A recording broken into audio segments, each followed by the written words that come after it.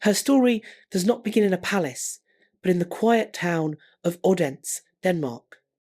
She was Birgitte Henriksen, the daughter of a lawyer, a bright young woman who journeyed to London to work as a secretary at the Danish embassy. Her future appeared certain, perhaps a quiet life, married to the man she loved, Prince Richard of Gloucester. As the younger son, he was expected to follow the path of an architect rather than that of a full-time royal. But destiny, with its cruel hand, altered everything. A single tragic accident reshaped her life forever, placing in her hands the keys to a legendary royal vault, along with the immense duty that accompanied them. Today, we open the Gloucester Vault. Within it lie forgotten treasures, the jewels of Queen Mary, the diamonds whose story stretches back to the reign of Queen Victoria, and the enduring mysteries that surround this unexpected heiress and her extraordinary collection. When Birgitte married Prince Richard in the summer of 1972, their life seemed wonderfully mapped out, though not in the way one might expect for a prince. He was not simply a royal waiting in the wings. He was a Cambridge-educated architect, a partner in his London firm, a man with a career he was deeply passionate about. Together, they looked forward to a future that would balance their royal position with a private existence, away from the unrelenting glare of the spotlight. Their wedding was a gentle, modest celebration in a country church, a perfect reflection of the quiet life they hoped to build. But that new beginning was cut tragically short. Just 7 weeks after their marriage, on a late summer day in August, the unthinkable occurred. Richard's elder brother, the dashing and adventurous Prince William of Gloucester, was competing in an international air race. He was an accomplished pilot. Yet, on that day, his plane crashed shortly after takeoff and he was killed. The loss was a profound personal tragedy for the family, but it also marked a turning point that forever changed the lives of Richard and Birgitte. In a single moment, the younger son, the architect, became the heir to the dukedom of Gloucester. The quiet future they had envisioned, a life lived largely in privacy, slipped away. Their father, Prince Henry, was already in failing health. For the next 2 years, Richard and Birgitte lived with the weight of their new destiny pressing upon them. When the Duke passed away in June of 1974, they formally became the Duke and Duchess of Gloucester. With that title came a lifetime of public duty they had never truly expected. It also meant that Birgitte inherited a remarkable role. She became the next guardian of the magnificent Gloucester jewellery collection, treasures passed down from her mother-in-law, Princess Alice, a collection that was about to be seen in an entirely new light. Once fate had reshaped their lives, the doors opened to a collection built over decades by a woman of impeccable taste and remarkable access, Birgitte's mother-in-law, Princess Alice. And Alice herself was the cherished daughter-in-law of the greatest royal collector of them all, Queen Mary. It is a lineage of jewels that is nothing short of extraordinary. Let us step inside the vault, beginning with the magnificent tiaras. Among all the treasures of the Gloucester collection, there is one that stands above the rest, the honeysuckle tiara. Its story begins with Queen Mary, who commissioned it between 1913 and 1940. True to her famously practical nature, she had it crafted using diamonds taken from 2 of her own wedding gifts, the dismantled Ladies of England tiara and the Surrey fringe tiara. The result was a striking classical design with flowing honeysuckle motifs. Yet its true brilliance, so very characteristic of Queen Mary, lay in its versatility. The central element of the tiara could be exchanged, and she had several options at her disposal: the magnificent Cullinan 5 diamond, a large sapphire, and a radiant pink stone, sometimes described as a topaz and at other times as a kunzite. When the moment came to pass the tiara on, Queen Mary made a very deliberate choice. In the year 1935, when her son, Prince Henry, married Lady Alice Montagu Douglas Scott, she presented her new daughter-in-law with the exquisite diamond frame. Yet she kept her own treasured centerpieces, the Cullinan, the sapphire, and the pink stone. Instead, Queen Mary commissioned a new element, especially for Alice, an elegant honeysuckle motif made entirely of diamonds. It is this sparkling design that we still see today. For decades, it became Princess Alice's signature piece, the tiara she chose for the grandest state occasions. Then, after Queen Mary's death in 1953, part of the tiara's original story found its way back. Alice inherited the very same pink stone element that her mother-in-law had once worn, giving her, for the first time, a second colourful option to adorn the tiara. In the 1970s, Princess Alice passed this treasured tiara to her own daughter-in-law, the present Duchess Birgitta. From that time forward, it has been the piece she has worn more often than any other in her remarkable collection. Today, the Duchess has 3 dazzling configurations at her disposal. There is the classic all-diamond honeysuckle, created especially for Princess Alice, the vivid pink stone once owned by Queen Mary, and a third, equally spectacular option, a large cabochon emerald. The origins of the emerald element remain something of a mystery, which only adds to its intrigue. Over the decades, the tiara has come to embody the very identity of the Duchesses of Gloucester, a living piece of history that continues to shine at the heart of the British monarchy. But while the honeysuckle tiara dazzles with its brilliance of diamonds, the next treasure in the Gloucester vault offers a splash of vibrant colour and a tender family story. This is the Teck turquoise tiara. Its story begins not with Queen Mary, but with her mother, Princess Mary Adelaide, the Duchess of Teck. The tiara was part of a parure, a complete suite of jewels that also included a necklace and brooches, presented to Mary as a wedding gift in the year 1893. In its earliest form, the tiara looked very different. Photographs from that time show a tall design with a sharp, pointed peak at the centre, but in true Queen Mary fashion, she chose to adapt it. Around 1912, she had the tall central point removed, transforming the tiara into the lower, more graceful kokoshnik-style line that we recognise today. It was a classic Queen Mary decision, reshaping a piece to make it more practical and wearable. And just as with the honeysuckle tiara, this historic jewel was later passed to her daughter-in-law, Lady Alice, as part of that extraordinary collection of wedding gifts in 1935. While Queen Mary herself had not worn it often, for Princess Alice, this tiara became a true workhorse. For decades, it was one of her most trusted pieces, accompanying her to everything from gala performances to grand state visits. In her hands, it was given a new life. Today, it is of course worn by the present Duchess Birgitta. Although it is not seen quite as frequently as the honeysuckle, it still holds an important place in her rotation. She often selects it for occasions such as the grand banquets held during state visits, where its vivid turquoise stones leave a lasting impression.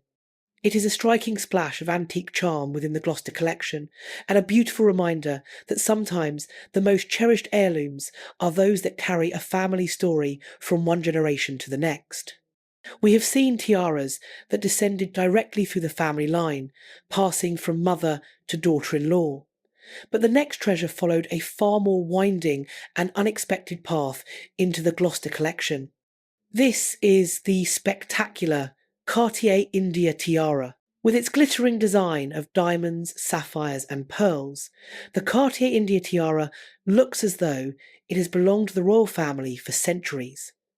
But its story is entirely different.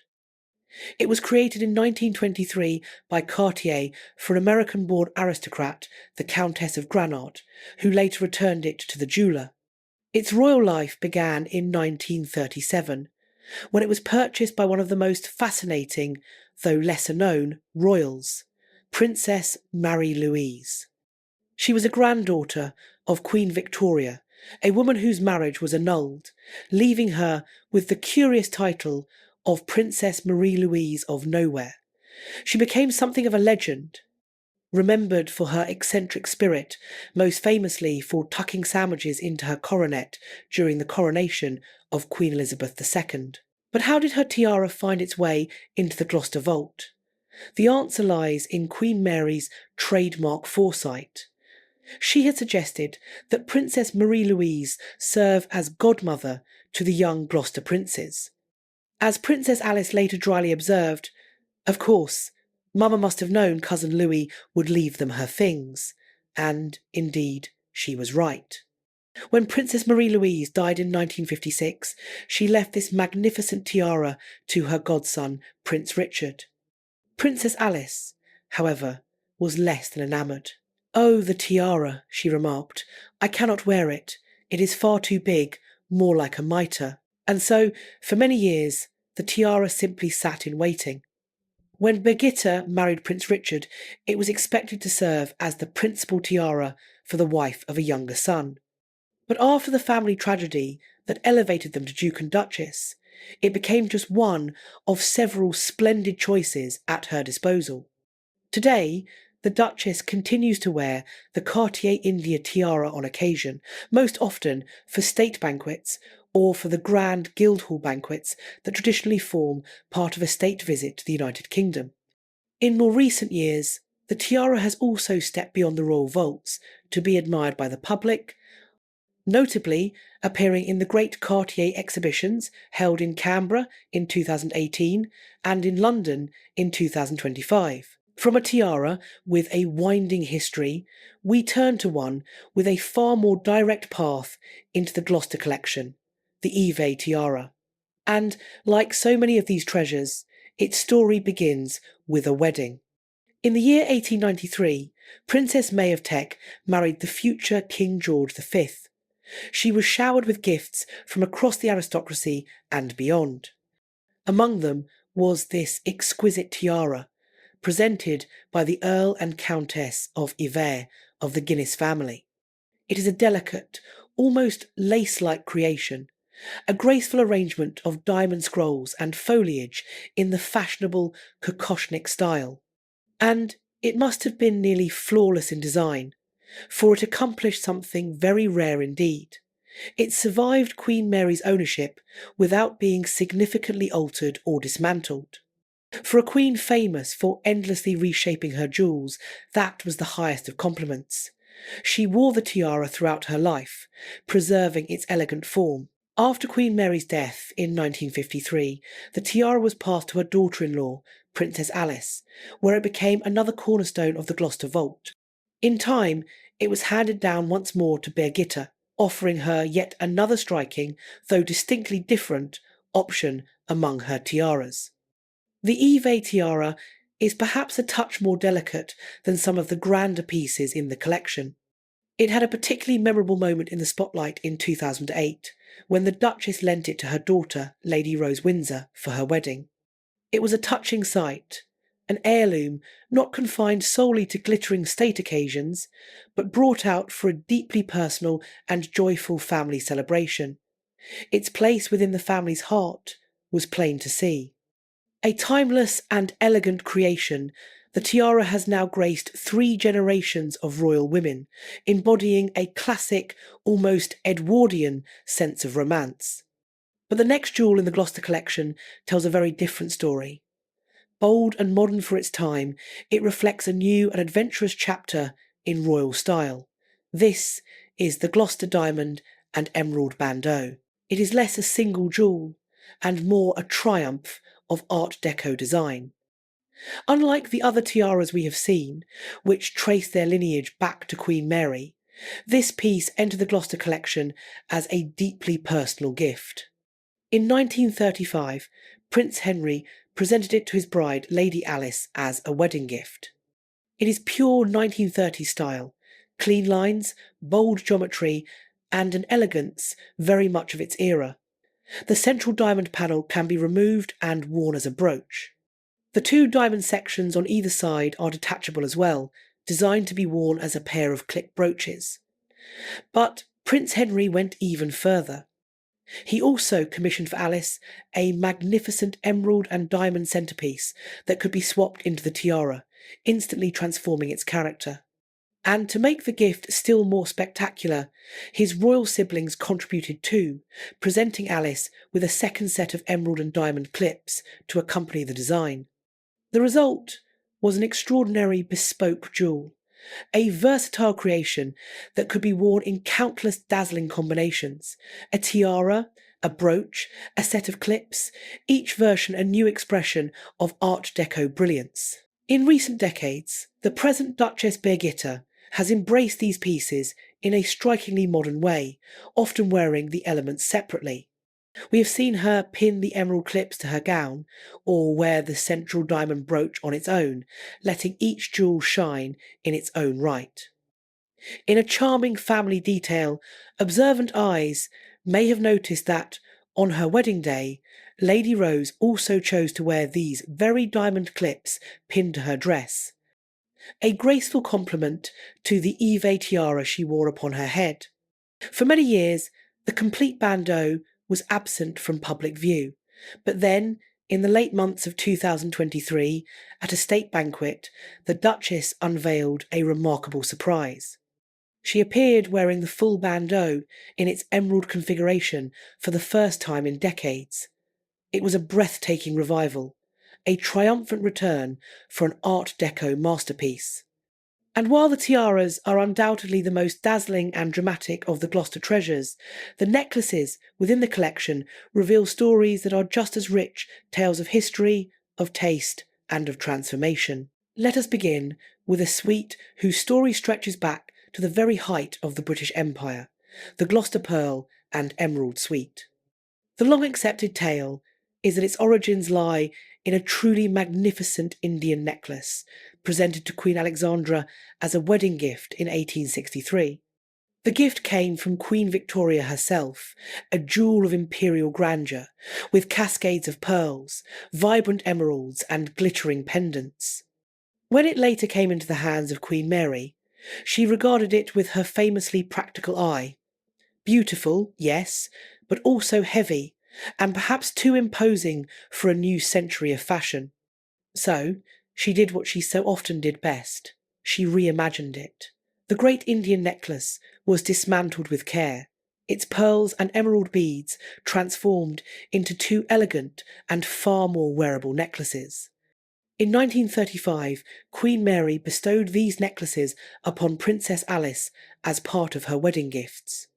Along with them came a magnificent brooch set with 5 large emerald drops, completing a suite of extraordinary beauty, imperial splendour, reshaped into timeless elegance. Yet some keen-eyed historians have pointed out a curious detail.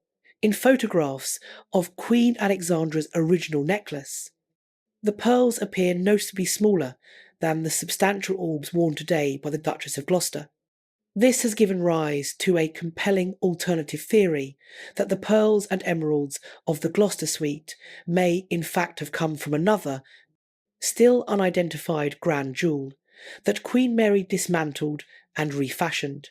It is a tantalising possibility that adds another layer of intrigue to an already historic set. And as for the 5 emerald drops that accompanied the suite, they too have a story of transformation, one we will return to shortly. For now, let us turn to a piece that is the very essence of Edwardian glamour, Queen Mary's 11-row pearl choker. A true cascade of pearls, it falls like a waterfall, held in place by 2 large and ornate diamond clasps. This necklace was a particular favourite of the young Queen Mary when she was Princess of Wales, though she wore it less often in her later years. After her death, the choker passed into the hands of Princess Alice, who brought it out for several of her own grand occasions during the 1950s and 1960s. When the choker passed to the present Duchess Birgitta, it became an essential part of her gala wardrobe. During the 1980s, and again at a number of major state banquets in more recent years, it was seen in all its splendour. Though it has not appeared in public for some time, each of its outings left a lasting impression, a breathtaking showcase of the scale and opulence that defined the Edwardian age. It remains one of the great jewels of the Gloucester collection, a necklace so imposing that it can rest quietly in reserve, waiting for the perfect moment to return to the spotlight. From a piece celebrated for its grandeur, we turn now to one admired for its ingenuity. This is the Gloucester Diamond Necklace Tiara, a true masterclass in transformation. Its exact origins are not entirely clear, but it is believed to have been created from an earlier diamond tiara, one that was also among the wedding gifts to Princess Alice. What makes this jewel so remarkable is its dual nature. At first glance, it is a magnificent necklace of large collet-set diamonds, perfectly suited to the elegance of a formal dinner. But with a clever bit of design, the entire piece can be mounted onto a discreet frame, transforming it into a graceful, sparkling tiara. It is a shining example of jewellery that marries beauty with practicality. Princess Alice was frequently photographed wearing it as a tiara, particularly in her earlier years. The present Duchess Birgitta, however, has shown a preference for wearing it as a necklace. On many occasions, she has paired it with one of the grander tiaras, allowing the diamonds to form a luminous circle of brilliance at her throat. Our next jewel too is a tale of transformation, and it leads us back to one of the honeysuckle tiara's most enchanting features. This is the Duchess's remarkable pink topaz necklace. Yet it did not begin life as a necklace at all. The striking pink stone, whether it is truly a topaz or a kunzite, remains a lively debate among jewel enthusiasts, was originally a brooch belonging to Queen Mary. She often wore it pinned to her hats or gowns, a brilliant splash of colour in her regal wardrobe. When it later passed to Princess Alice, she had the inspired idea to transform it. The stone was set within elegant rows of collet diamonds, creating a necklace with a singular purpose, to serve as the perfect companion to the honeysuckle tiara when it was mounted with its matching pink centrepiece. The present Duchess Birgitta has carried this tradition forward, frequently wearing the two jewels together to dazzling effect. And in recent years she added yet another layer of history to the piece, suspending from it a pear-shaped topaz pendant, also once part of Queen Mary's collection. It was a masterful gesture, reuniting two jewels that had once belonged to the same great queen and giving new life to treasures of the past. If the tiaras are the headlines and the necklaces the main chapters of the Gloucester story, then it is in the brooches that we discover the most personal notes, the intriguing footnotes that bring intimacy to the collection. These smaller pieces often carry histories that are at once private and profound. One such jewel takes us back to the very heart of the Victorian court. It is a magnificent diamond corsage brooch with delicate scrollwork and 3 glittering pendants. Its provenance is impeccable. The brooch originally belonged to Princess Helena, one of Queen Victoria's beloved daughters. After Helena's death, it appears to have entered the wider royal collection before being selected by Queen Mary as a wedding gift for Princess Alice in 1935. It is a jewel with genuine weight of history, a direct link to Queen Victoria's own family. The present Duchess Birgitta, with her signature flair, has shown just how versatile the piece can be. At times, she wears it in its grand original form, a true corsage brooch.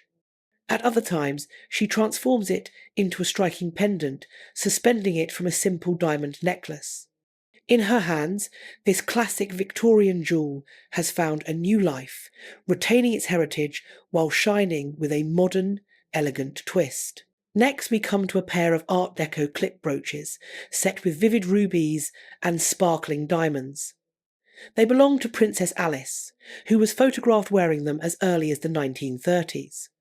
In keeping with the style of the time, she wore them symmetrically, one on each side of her gown or jacket. Like many pieces in the Gloucester collection, their history prior to Alice is uncertain. Yet they endure as striking examples of deco design, their bold geometry and vibrant colour as fresh and stylish today as they were nearly a century ago. The present Duchess often selects them for important daytime engagements, such as the Commonwealth Day service, where their elegance and versatility are on full display. But not every jewel in a royal vault comes with a carefully documented history. Sometimes mystery itself is part of the charm. Among the Duchess's favourites is a pair of circular brooches made of rock crystal and diamonds, quintessentially Art Deco in their chic geometry and understated glamour. The translucent crystal catches the light in a way that reflects the colour of whatever fabric lies beneath, creating a jewel that is endlessly adaptable. And yet, their past remains a blank slate. We do not know who created them, where they came from, or when they first entered the collection. They simply appear perfect embodiments of 1920s sophistication, their unknown story adding still more allure to their timeless beauty. And so we arrive at what may be the most tantalising mystery of all within the Gloucester collection. To understand it, we must return to the wedding of Queen Alexandra in the year 1863. Among her gifts was a breathtaking jewel from the city of Liverpool, a diamond cross set with 11 large, perfectly matched Golconda diamonds of extraordinary purity. It was nothing less than a masterpiece. After Alexandra's death, however, the cross disappeared from view. Its whereabouts became one of the enduring puzzles of royal jewellery history. Now, fast forward to the present day. The Duchess of Gloucester has, on occasion, been seen wearing a diamond cross of strikingly similar design and scale. The resemblance is so remarkable that it has led many to ask the question, could this be it? Could Queen Alexandra's lost Liverpool cross have quietly slipped into the Gloucester vault, hidden in plain sight all these years? There has never been an official confirmation, and for now it remains speculation, but it is a tantalising thought, a lost jewel of the Victorian court, perhaps resting today in the hands of the Gloucester family. Finally, no grand collection of jewels is ever truly complete without earrings, the perfect finishing touch of sparkle and elegance. The Gloucester Vault holds some of the most remarkable examples, and among them, the Duchess's most loved and most often worn pair are the antique diamond cluster earrings. Unlike many of the Gloucester treasures that trace their lineage to Queen Mary, these earrings are believed to have a more personal origin. They are thought to have been given to Princess Alice in 1935 as a wedding gift from her own mother, the Duchess of Buccleuch. If so, they represent not only a link to the royal family, but also a connection to Alice's own aristocratic heritage. The design is classic and timeless, effortlessly suited to the grandest of occasions, and indeed these earrings have been present at some of the most historic royal moments. Princess Alice wore them at the coronation of King George VI, and then once again at the coronation of Queen Elizabeth II. They are jewels that have quite literally witnessed the crowning of monarchs. And in a beautiful and poignant continuation of tradition, the Duchess of Gloucester chose to wear this same pair of diamond cluster earrings for the coronation of King Charles III, securing their place as witnesses to the history of 3 separate reigns. But while some earrings embody continuity, others tell a story of transformation. To see this, we return to that magnificent emerald suite Queen Mary presented to Princess Alice as a wedding gift. If you recall from the photographs of the original gift, the suite included 5 spectacular pear-shaped emerald drops. 2 were designed to serve as pendants on the necklaces, while 3 were suspended from the grand corsage brooch.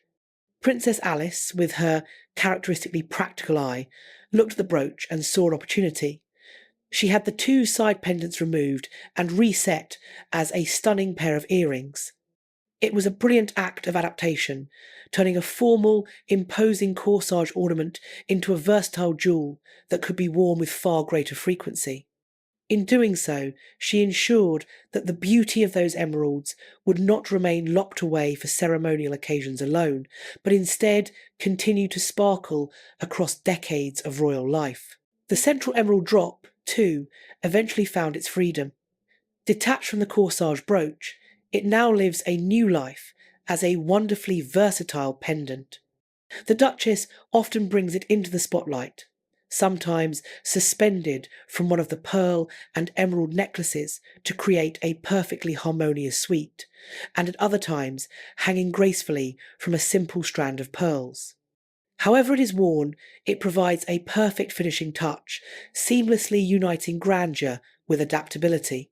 And so, we have journeyed through an extraordinary collection, from the great historic tiaras that crown moments of state, to the necklaces that weave together stories of empire and reinvention, to the intimate brooches and earrings that whisper personal histories. Yet, even after all we have explored, the Gloucester Vault still holds countless other treasures, pieces waiting quietly, their stories still untold. In this collection, beauty and history are inseparably entwined, a living testament to the way jewels can connect generations, preserve memory, and carry the light of the past into the present. What is truly remarkable is the way the Duchess carries all this history with such effortless grace. She weaves priceless heirlooms into a modern royal wardrobe, each appearance a perfect balance of tradition and individuality. She is, without question, the ideal custodian of this treasure trove, a quiet style icon of the royal family.